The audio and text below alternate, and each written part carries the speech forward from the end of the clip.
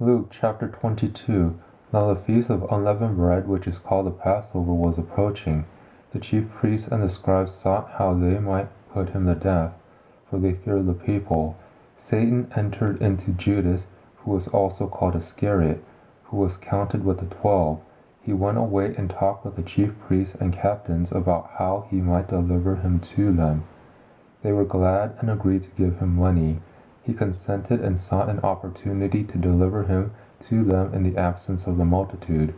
The day of unleavened bread came, on which the Passover must be sacrificed. He sent Peter and John, saying, "Go and prepare the Passover for us, that we may eat." They said to him, "Where do you want us to prepare?" He said to them, "Behold, when you have entered into the city, a man carrying a pitcher of water will meet you. Follow him into the house which he enters. Tell the master of the house, the teacher says to you, where is the guest room, where I may eat the Passover with my disciples? He will show you a large furnished upper room. Make preparations there." They went, found things as he had told them, and they prepared the Passover. When the hour had come, he sat down with the 12 apostles. He said to them, "I have earnestly desired to eat this Passover with you before I suffer.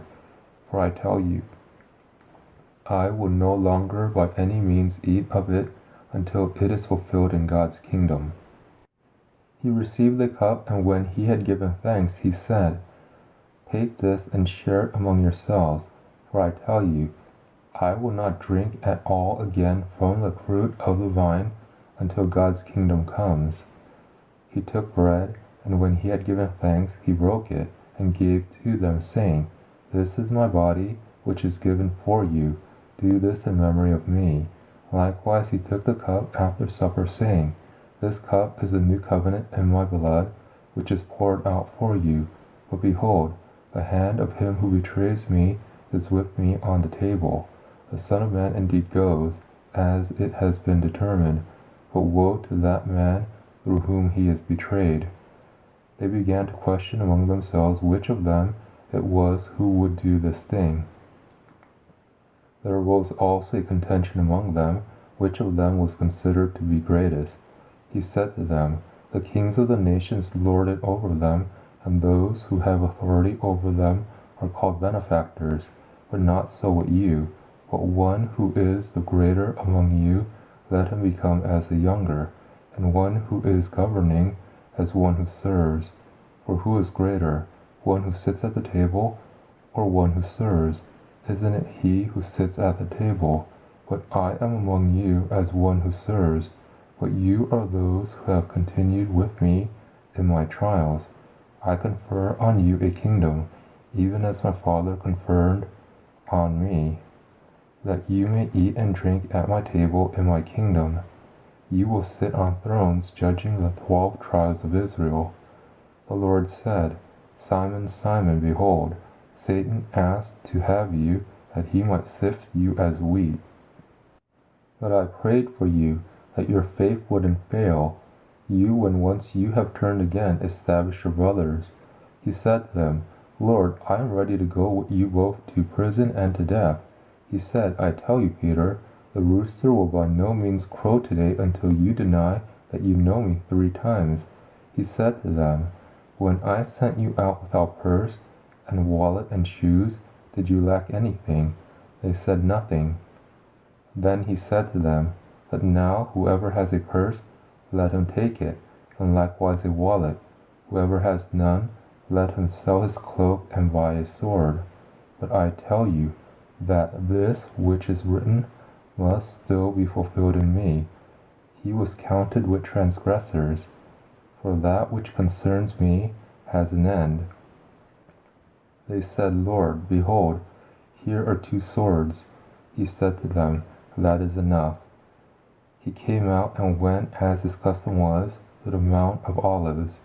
His disciples also followed him. When he was at the place, he said to them, "Pray that you don't enter into temptation." He was withdrawn from them about a stone's throw, and he knelt down and prayed, saying, "Father, if you are willing, remove this cup from me. Nevertheless, not my will, but yours be done. An angel from heaven appeared to him, strengthening him. Being in agony, he prayed more earnestly. His sweat became like great drops of blood falling down on the ground. When he rose up from his prayer, he came to his disciples and found them sleeping because of grief.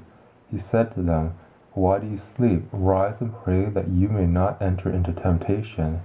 While he was still speaking, behold, a multitude, and he who was called Judas, one of the 12, was leading them.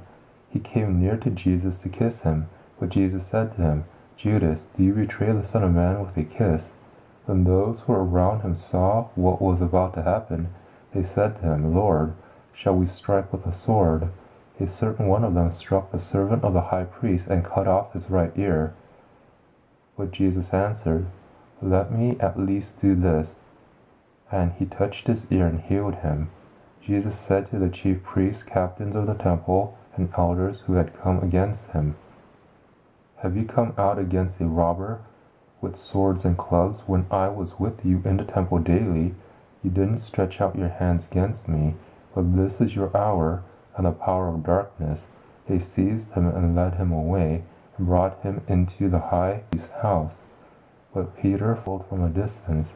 When they had kindled a fire in the middle of the courtyard, and had sat down together, Peter sat among them. A certain servant girl saw him as he sat in the light, and looking intently at him, said, "This man also was with him." He denied Jesus, saying, "Woman, I don't know him." After a little while someone else saw him and said, "You also are one of them." But Peter answered, "Man, I am not."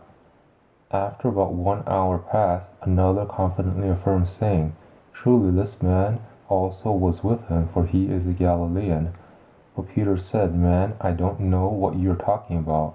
Immediately while he was still speaking, a rooster crowed. The Lord turned and looked at Peter. Then Peter remembered the Lord's word, how he said to him, "Before the rooster crows, you will deny me 3 times." He went out and wept bitterly. The men who held Jesus mocked him and beat him. Having blindfolded him, they struck him on the face and asked him, "Prophesy, who is the one who struck you?" They spoke many other things against him, insulting him. As soon as it was day, the assembly of the elders of the people was gathered together, both chief priests and scribes, and they led him away into their council, saying, "If you are the Christ, tell us." But he said to them, "If I tell you, you won't believe, and if I ask, you will in no way answer me or let me go. From now on, the Son of Man will be seated at the right hand of the power of God." They all said, "Are you then the Son of God?" He said to them, "You say it, because I am." They said, "Why do we need any more witness? For we ourselves have heard from his own mouth."